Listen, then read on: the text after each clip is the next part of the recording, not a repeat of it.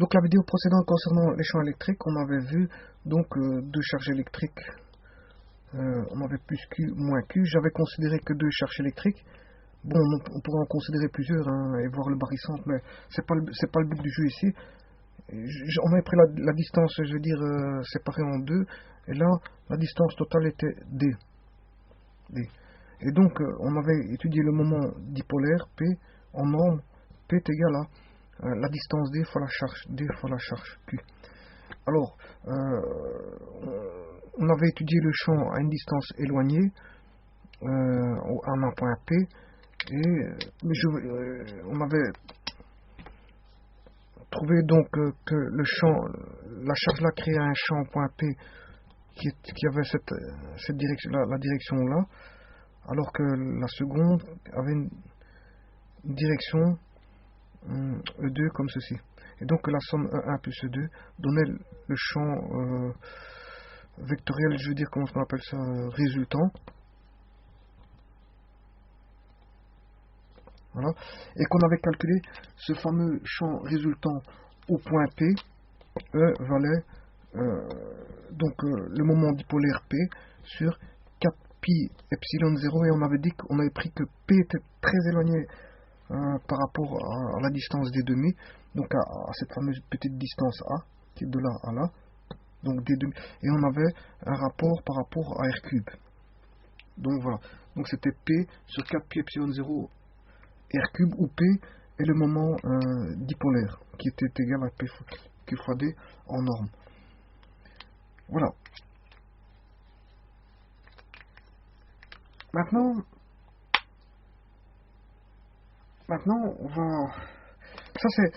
Je n'ai pas de champ extérieur. Hein. Alors maintenant, je vais mettre un champ extérieur et on va étudier un petit peu tout. Que vaut l'énergie, je veux dire... l'énergie...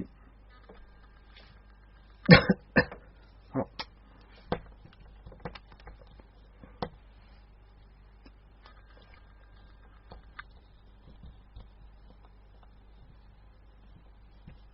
Voilà. Le dipôle dans un champ E. Bon, maintenant, on met un champ uniforme constant E, comme ceci. Et on met nos fameuses charges plus Q moins Q. Donc en fait, quand il y a un champ où il n'y en a pas, extérieur, l'existence d'un champ extérieur permet de dire si on a des dipôles actifs ou passifs. Voilà. Bon, mais c'est pas si important aussi pour la démonstration. Donc ici, il faut que je prenne un point O. Oui, un point O. Voilà. Alors, il y aura un couple qui va se créer. Oui, je vais expliquer un petit peu ça. Tout d'abord, les notions de force. Les notions de force, on sait bien que quand on a une force F1 opposée à une force F2, quand on dit-on que deux forces sont opposées, mais quand elles ont, comment est-ce qu'on appelle ça, la même direction, hein, leur support c'est de droite parallèle, des sens opposés, donc la force F1 est animée dans un sens qui est opposé à celle de F2, et des intensités identiques. Et quand on a deux forces de ce style-là, on dit que les deux forces sont opposées. Donc elles ont trois caractéristiques, les forces, l'intensité qui est la norme du vecteur, en newton, elle se mesure en newton, la direction, c'est le long du support d'une droite, et le sens, le long de la droite, on peut aller soit dans un sens ou dans le sens opposé. Et donc ici, deux vecteurs sont opposés s'ils ont même direction, même intensité, mais de sens opposé. Voilà. Maintenant, si elles interagissent entre elles, bon, leurs effets vont se faire ressentir dans un système. Donc on aura F1 plus F2 à ce moment-là. Leur somme vectorielle pour avoir la résultante, F1 plus F2, ça fait 0. Voilà. Mais maintenant, si je fais ça par rapport à un point O, je crée une force F, voilà, par rapport à un centre. Ben, elle aura une tendance à faire tourner dans ce sens-là. c'est ce qu'on appelle un moment de force à ce moment-là. On aura le moment de force, ce sera la distance qu'on a de là à là, le bras de levier, le moment par rapport au point O de la force F, ben, ça sera égal à donc R fois la force. Voilà. Donc la distance fois le bras de levier, la force fois le bras de levier va donner le moment de force. Et plus la distance est grande, et plus le moment de force est grand. Plus la force est grande, et plus le moment de force est grand. Voilà. Donc c'est voilà. Et alors maintenant, pour créer un couple, il faut deux forces égales à opposées par rapport à un centre.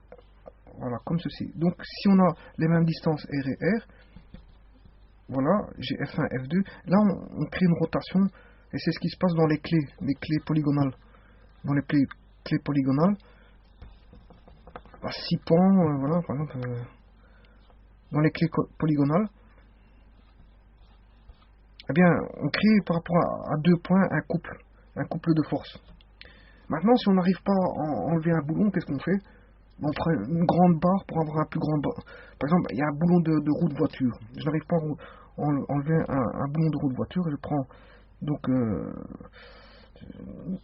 une longue barre qui va faire bras de levier avec une grande distance. Ça me permettra de décaler un boulon qui est difficile à décaler, par exemple. Voilà. Donc, c'est bien le jeu des bras de levier. Maintenant, ici, c'est ce qui se passe. Les deux charges plus Q par rapport à un centre O, le champ va créer, je veux dire,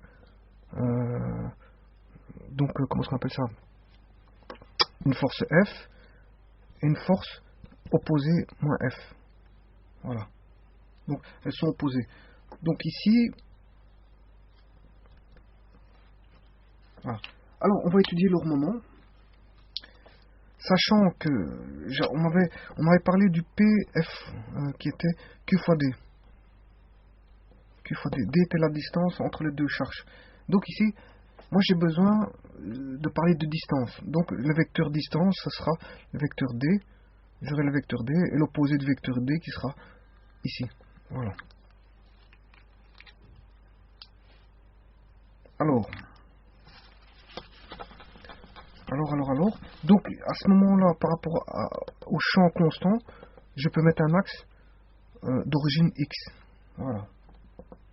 Et donc là, je peux dire qu'entre X et le vecteur D, il y a donc un élément angulaire qui est θ. Bon, si je calcule le moment total, ben, le moment total, il est égal donc à, comment on appelle ça, je vais l'appeler taux, le moment, il est égal à, c'est un produit vectoriel, hein, donc ici de là à là, enfin, si ça c'est D, celui-ci ce sera D demi, voilà, si ça c'est D, voilà, c'est plutôt D, voilà, ça ce sera la distance D, voilà, D, et alors là on aura D demi. Bon, et en vectoriel, ce sera D demi pour avoir le moment fois la force vectorielle. Voilà. Plus le contraire, moins D demi vectoriel. Je peux mettre F1, F2, mais de toute façon, F égale. Bon, je vais mettre moins F. F et moins F. Voilà. Moins F.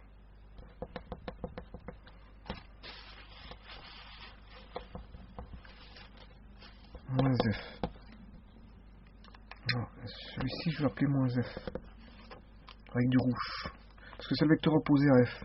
Je ne vais plus appeler F1, F2, F' en mettant des égalités de normes. Mais je vais mettre moins F. Pour dire qu'ils sont opposés. Voilà. Donc la distance D, c'est ça. Le vecteur D demi, c'est celui-là. Et le vecteur moins D demi, c'est celui-là. Voilà. Donc ici, j'ai créé le moment, la somme de